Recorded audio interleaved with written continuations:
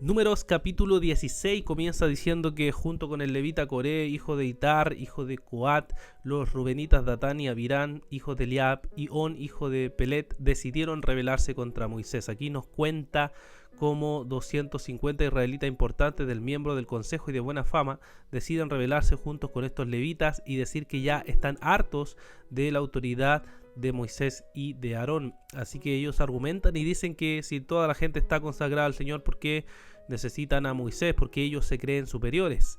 Moisés, por supuesto, nuevamente oye esto y le dice, bueno, que se presenten ante el Señor con sus incensarios y verán si verdaderamente Dios está con ellos o no.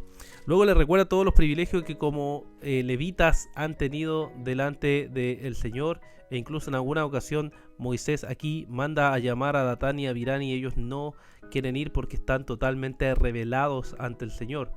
Moisés se molesta mucho y le dice al Señor que entonces no acepte la ofrenda de ellos. Entonces podemos ver del verso 1 al verso 18 que sucede en todo esto hasta que finalmente se ponen todos en conjunto en la puerta del tabernáculo, en la entrada del tabernáculo, para esperar qué va a hacer el Señor. Entonces vemos del verso 19 al verso 27 que Dios aparece y quiere destruir a pueblo de Dios, pero Moisés intercede una vez más por el pueblo diciendo que en verdad el Señor debería juzgar solo a aquel que ha hecho el mal y no todo el pueblo. Entonces Dios le dice a Moisés que le diga a las personas que se alejen de las tiendas de Coré, de Datán y de Abirán y que no toquen ninguna de sus pertenencias porque el Señor va a juzgarlos, va a actuar contra ellos. Entonces todas las personas se apartan de ellos mientras todos ellos, los que son de la rebelión, están en conjunto con Coré.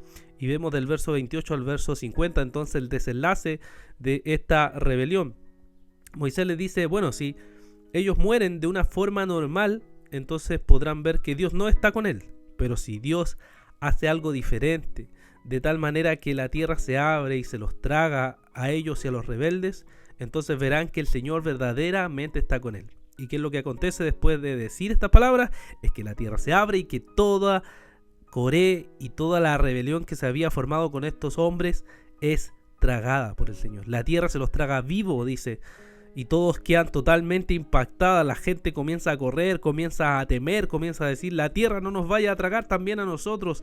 Y además el Señor consume con plaga, ¿cierto? Y juicio a los 250 hombres también que se habían rebelado contra Moisés. Y toman estos incensarios que tenían estos hombres y también son fundidos para usarlos para cubrir el altar. Y vemos todo este juicio del Señor que se ve ahí, pero no para aún ahí la rebelión, sino que nos dice la palabra que el pueblo nuevamente murmura contra Moisés y contra Aarón.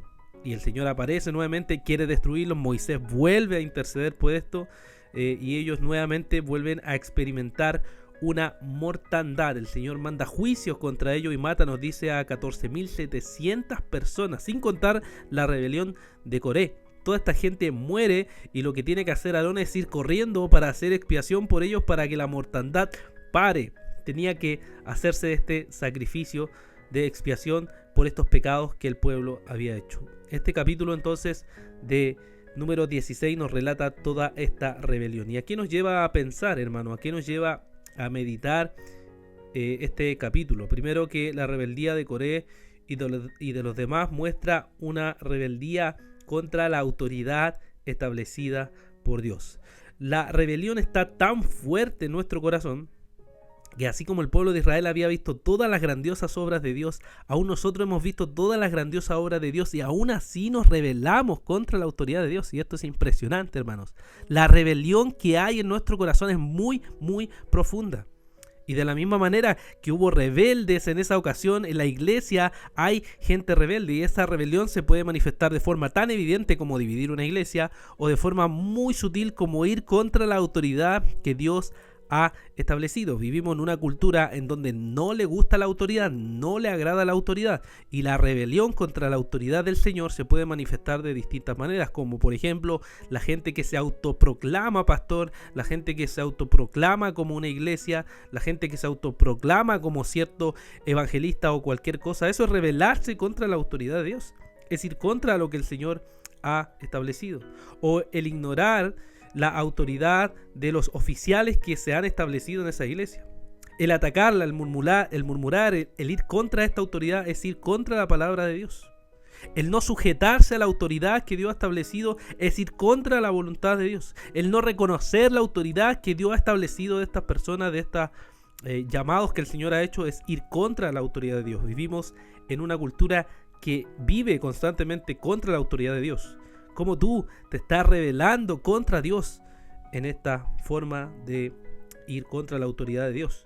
También podemos ver que Dios permite que los hombres se rebelen. Dios permite que los hombres se rebelen.